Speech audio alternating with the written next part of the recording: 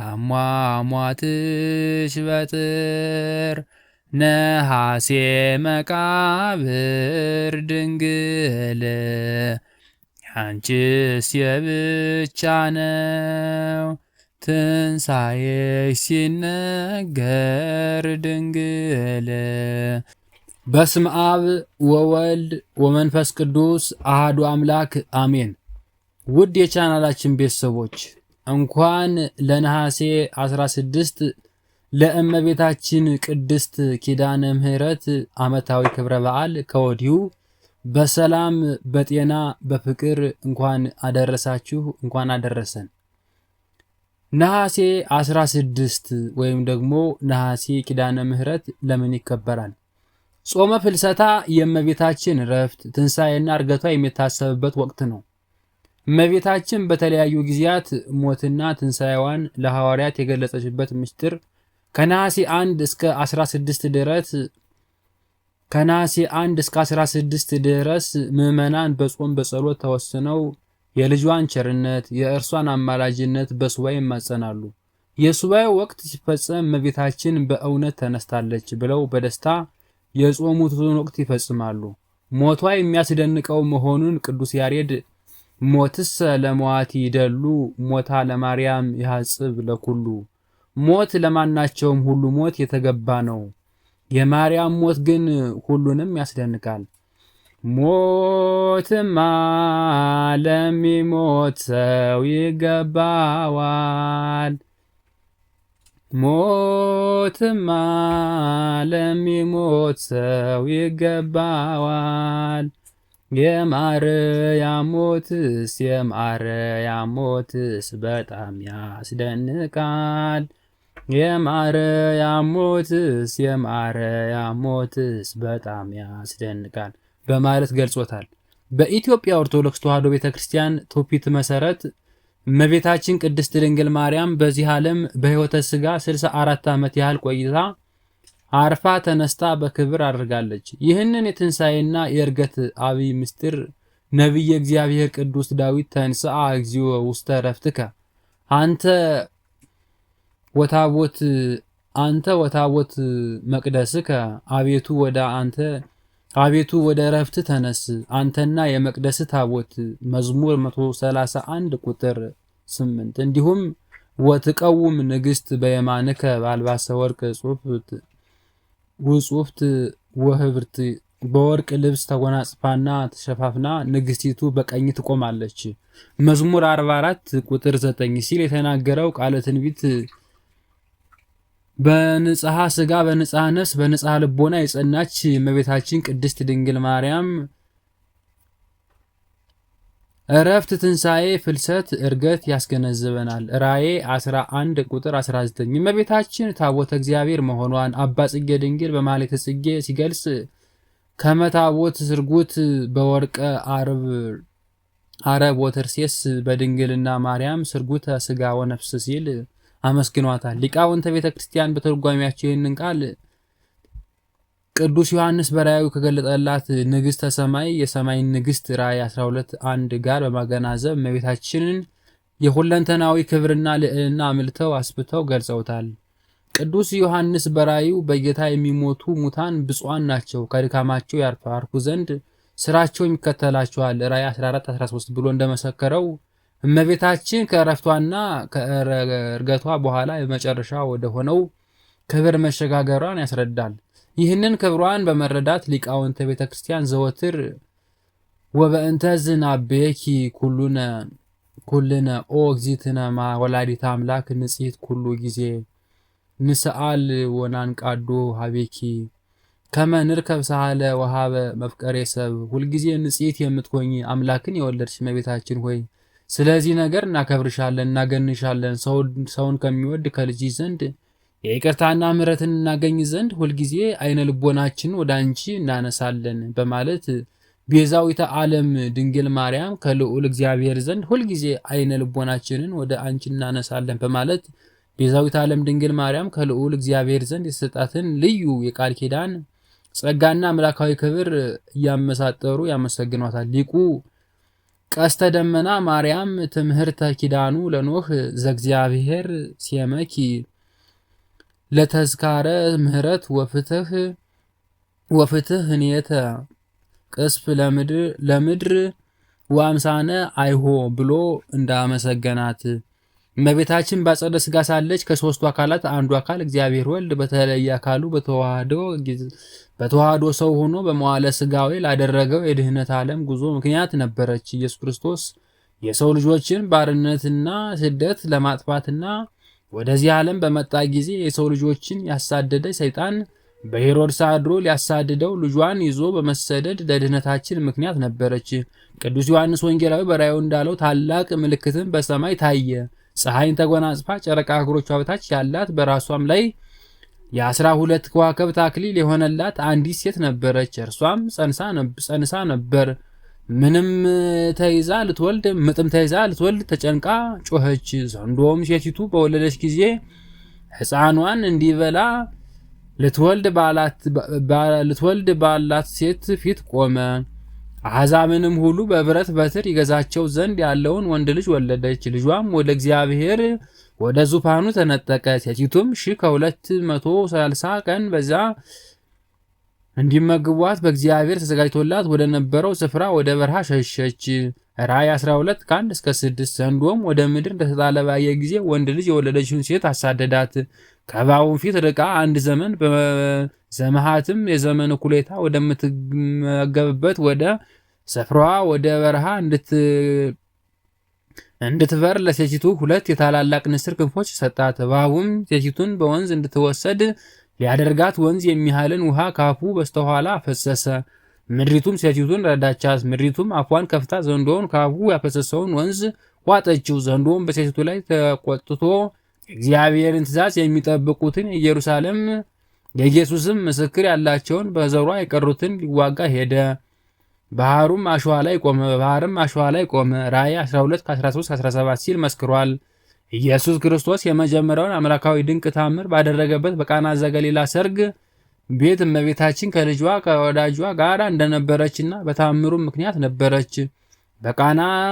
በገሊላ ቃና የተፈጸመው ታላቅና ድንቅ አምላካዊ የቸርነት ሥራ ጌታችንና መድኃኒታችን ኢየሱስ ክርስቶስ በዕለተ ዓርብ የፈጸመውን የቤዛነት ሥራ ሲያደርግ ምክንያት የነበረችው እመቤታችን ነች። ይኸውም በቀራንዮ አደባባይ የተሰቀለባትና ማየ ሕይወት የሆነውን አማናዊ ወይን ደሙን ባፈሰሰባት ዕለት ቤዛዊተ ዓለም ድንግል ማርያም ከእግረ መስቀሉ አጠገብ ነበረች። ድንግል የዚያን ጊዜ ሐዘንሽ በረታ እንዳለ፣ በዚህም አዲስቷ ሔዋን እመቤታችን በክርስቶስ ቤዛነት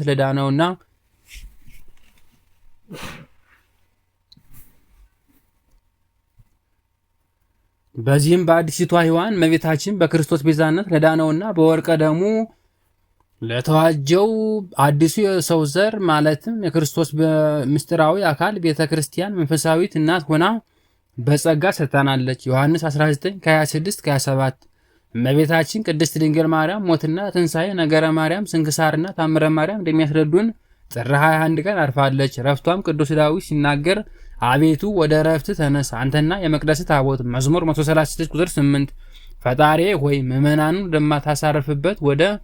ወደምታሳርፍበት ወደ መንግሥተ ሰማያት የመቅደስን ታቦት ድንግል ማርያምን ይዘህ ተነስ ሲል ቅዱስ ዳዊት ተናግሯል። ይህን እመቤታችን ቅድስት ድንግል ማርያም 64 ዓመት በዚህ ዓለም ከኖሮች በኋላ ነፍሷ ከስጋዋ ተለይቶ እንደ ልጇ ትንሣኤ መነሳቷን የሚያመለክት ነው። ታቦት ያላትም ማደሪያው ስለሆነች ነው። ጠቢቡ ሰለሞን ወዳጄ ሆይ ተነሽ፣ ውበቴ ሆይ ነይ። እነሆ ክረምት አለፈ፣ ዝናቡም አልፎ ሄደ፣ አበቦች በምድር ላይ ተገለጡ፣ የዜማም ጊዜ ደረሰ። የቀረ ቃል በምድራችን ተሰማ፣ በለሱ ጎመራ፣ ወይኖችም አበቡ፣ መዓዛቸውም ሰጡ። ወዳጄ ሆይ ተነሽ፣ ውበቴ ሆይ ነይ ሲል እመቤታችን በምሳሌ ተናግሯል። መኃልየ 2:1 ወዳጁን ውበቱን ተነሽ ነይ እያለ የተጣራው ኢየሱስ ክርስቶስ ነው። ተጠሪዋም እመቤታችን ናት። እነሆ ክረምት አለፈ ማለት በስደት በአይሁድ የዘወትር ጠላትነት በልጇ መከራና ስቅላት ስምዖን በቤተ መቅደስ እንደተናገረ ልቧ በሐዘን ሰይፍ የተከፈለበትን በሐዘን ፈላጻ የተወጋበትን የመከራ ክረምት ወቅት አልፎ የክርስቶስ ሕማሙ፣ ሞቱ፣ ቤዛነት ተፈጽሟል። ትንሣኤው በምድር ላይ ተገልጧል፣ ተሰብኳል ማለት ነው። ምድራችን አበባ ታይቷል ማለት ነው። የሐዋርያት ድምፅ በምድር ላይ ደርሷል ማለታችን ነው። ነቢዩ ዳዊት ድምፃቸው ወደ ምድር ሁሉ ቃላቸው እስከ ዓለም ዳርቻ ወጣ ብሎ ስለ ሐዋርያት የተናገረው በዓለም ያለውን መከራ ስደት ሲገልጽ ነው። መዝሙር 18:4 የዜማውም ጊዜ ደረሰ ያለው የመከራ ጊዜ ነው። ሸለቆችም በእህል ተሸፈኑ፣ በደስታ ይጮሃሉ ይዘምራሉም ተብሏል። መዝሙር 14:13 የመከር ጊዜ ደረሰ የተባለው መከር የፍቅር ጊዜ መሆኑ ክርስትና አፍርቷል ማለት ነው። በለሱ ጎመራ ማለት ደግሞ በጎ ምግባር ፍሬ ሳያፈሩ የነበሩ ሰዎች በጎ ምግባር መስራት መጀመራቸውን የሚያሳይ ነው። በመጨረሻም ወይኖቹ አብበዋል መዓዛቸውም ሰጥተዋል እንደተባለ በመላ ዓለም አብያተ ክርስቲያናት በሃይማኖት ማበብ መዓዛ ምግባራቸውን ማቅረብ ከጀመሩ በኋላ እመቤታችን አረፈች። እመቤታችን ጥር 21 ቀን እረፍት በሆነበት ዕለት ሐዋርያት እመቤታችንን ሥጋ ለማሳረፍ ወደ ጌቴሰማኒ መካነ እረፍት ይዘው ሲሄዱ አይሁድ በቅንዓት መንፈስ ተነስተው ቀድሞ ልጇን በሦስተኛው ቀን ከሙታን ተነሳ፣ በ40 ቀን ወደ ሰማይ አረገ፣ እንደገናም ተመልሶ ይህንን ዓለም ለማሳለፍ ይመጣል እያሉ በማስተማር ሕዝቡን ፈጽመው ወስደውታል። አሁንም ደግሞ ዝም ብለን ብንተዋት እሷንም እንደ ልጇ ተነሳች አረገች እያሉ በማስተማር ሲያውኩን ሊኖሩ አይደለምን? ኑ ተሰብሰቡና በሳት እናቃጥላት ብለው ተማከሩ። ወጥተው መካከላቸው ታውፋንያ የተባለ ጎበዝ አይሁዳዊ ተመርጦ ሄደ። እመቤታችን ሥጋ የተሸከሙትን አልጋ ሸንኮር ያዘ። የአልጋውን ሸንኮር በያዘ ጊዜ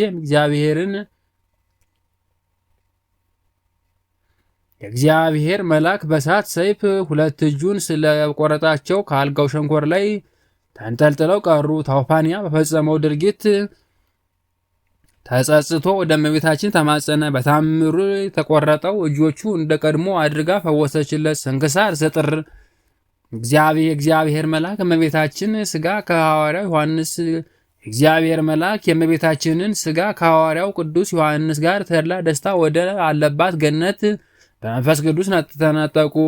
ጌታም የእመቤታችን ሥጋ ታወጣ ዘንድ ምድርን እንዲጠሯት 7ቱን የመላእክት አለቆች አዘዛቸው። እነርሱም ትወጭ ዘንድ እግዚአብሔር አዞሻል ላሏት።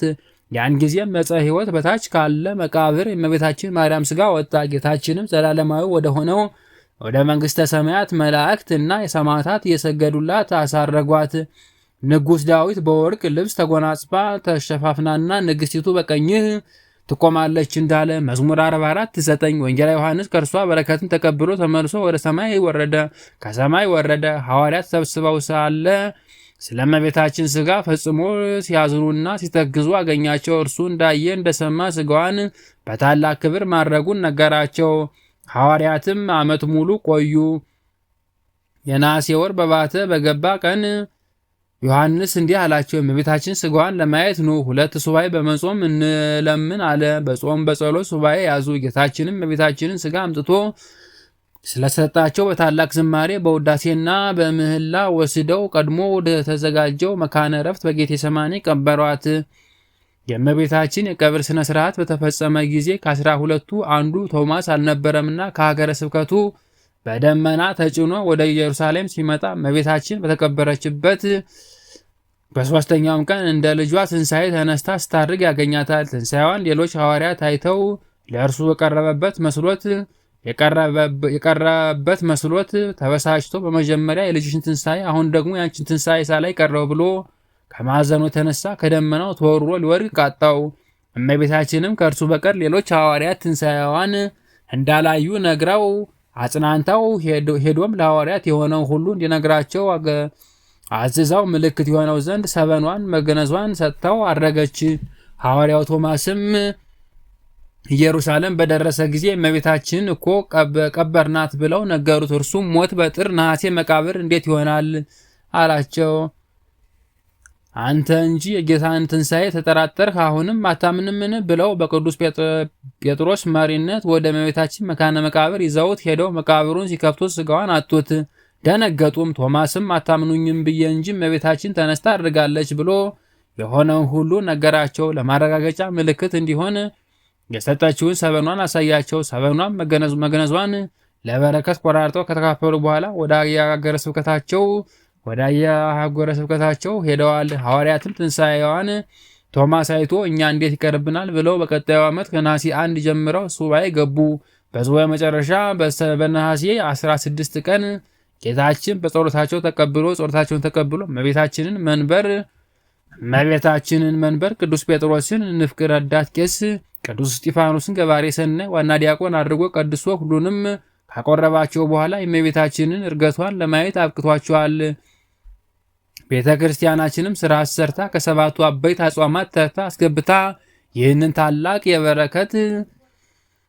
የበረከትና የምስጢር መገለጫ ጾም እንድንጾም አድርጋናለች። ሐዋርያት ያዩትን ድንቅ ምስጢር እመቤታችን ትንሣኤና እርገት ለማየት ከሐዋርያት አበው በረከት ለመሳተፍ ጌታችን ልጆቼ ይላቸው ስለነበሩ ሐዋርያት አምሳል ሕፃናትና ወጣቶች፣ ሴቶችና ወንዶች፣ አረጋውያን የጾሙት የጾመ ፍልሰታን መድረስ በናፍቆት እየጠበቁ በየዓመቱ በጾም በጸሎት ያሳልፉታል። ጾመ ፍልሰታ በሕፃናት በምዕመናንና ካህናት ዘንድ የተለየ ፍቅር የሚታይና ታላቅ መንፈሳዊ አገልግሎት የሚከናወንባት ወቅት ናት። ካህናት በሌሊት በሰዓታት፣ ቀን በቅዳሴ፣ መዘምራን በስብሐተ ነግህ የጠዋት ምስጋና፣ ሕፃናት በመዝሙር ያሳልፏታል። እናቶች ደግሞ ጠዋት ቅዳሴ ማርያምን ትርጓሜ ሲያዳምጡ፣ ቀን ቅዳሴ ሲያስቀድሱ ውለው ማታ መብራት አብርተው መዝሙረ ፍልሰታን ይዘምራሉ። በመዝሙር ቅዳሴ ማርያምን ስደት የደረሰባትን መንገላታትና ማላጅነት በማንሳት የተማጽኖ ጸሎት ያቀርባሉ። በምግባር በሃይማኖት መጽናት የሚሰጠውን ጸጋ ይናገራሉ። እናቶች ከዘመሩት መዝሙር መካከል ወፌ ሰንብታ መጣች ለፍልሰታ፣ አገርሽ የት ነው የፍራታ፣ አሳደሪኝ ማታ ይናፍቀኛል ሌሊት፣ የሰማይ እልፍኝ መብራት፣ ወፌ የኔም መቤት፣ ከሁሉ ጤፍ ታንሳለች፣ ከጭቃ ወድቃ ታነሳለች። ከዚያ ጤፍ የአዳም ልጅ ሁሉ አትንፍስ፣ የአዳም ልጅ ሁሉ ሰነፈና የኑሮ ቤቱ ረሳና፣ ተው አትርሳ ተሰርቶልሃል የእሳት አልጋ፣ ያን የእሳት አልጋ የእሳት ባህር እንደምን ብለህ ተሻገሩት አሉ በሰሩት ምግባር፣ እኔ ባሪያሽ ወዴት ልደር እንደምን ብዬ ልሻገር፣ ሰላም ሰጊድ እያሉ ሌሊቱን በሙሉ እሳት አንድደው ያመሰግኗታል፣ ይማጸኗታል። የእመቤታችን ትንሣኤና እርገት መታሰቢያ ጾመ ፍልሰታ ብዙዎች ከቤታቸው ተለይተው ከመቃብር ቤት ዘግተው አልጋና ምንጣፍ ትተው በመሬት ላይ ተኝተው ዝግን ጥሬ እፍኝ ውሃ እየቀመሱ በጾምና በጸሎት በመትጋት በታላቅ ተጋድሎ ይሰነብታሉ። በሰሞነ ፍልሰታ ምዕመናን ለእመቤታችን ያላቸውን ጽኑና ትልቅ ፍቅር የሚያሳዩበት ነው።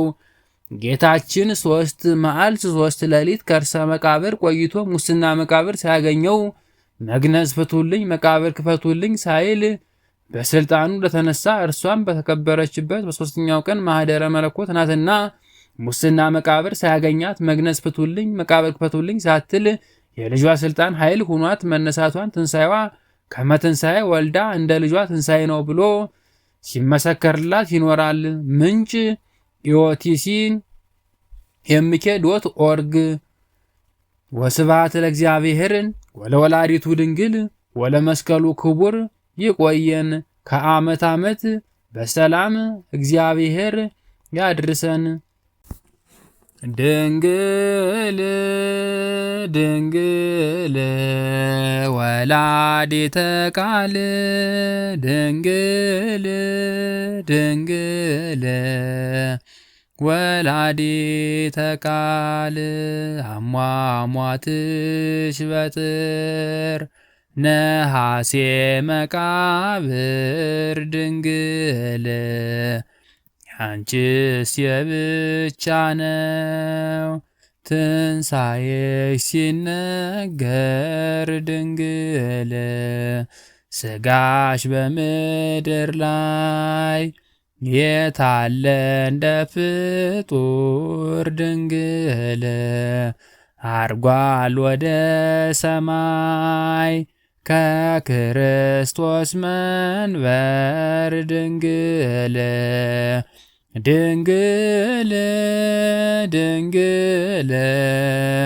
ወላዲተ ቃል ድንግል ድንግል ወላዲተ ቃል ሥጋሽን ሲያሳርጉ መላእክት በሰማይ ድንግል ቶማስ በደመና ሲመጣ መንገድ ላይ ድንግል መግነዝ ተረከበ ለሐዋርያት ሊያሳይ ድንግል ድንግል ድንግል ወላዲተ ቃል ድንግል ድንግል ወላዲተ ቃል ትንሣኤሽን ሽተው ግራ ሲገባቸው ድንግል ሐዋርያት ጾመው ተገለጥሽላቸው ድንግል ተቀብራ አልቀረችም በምድር ከደጇ ድንግል ወደ ላይ አረገች እርሷም እንደ ልጇ ድንግል ድንግል ድንግል ወላዲተ ቃል ድንግል ድንግል ወላዲተ ቃል ለማየት ሲጓጉ የድንግል ትንሣኤ ድንግል ዕርገቷን አወቁ በብዙ ሱባኤ ድንግል እኛም እንጸልይ በራችን እንዝጋ ድንግል ከወላዲተ አምላክ እንድናገኝ ዋጋ ድንግል ድንግል ድንግል ወላዲተ ቃል ድንግል ድንግል ወላዲተ ቃል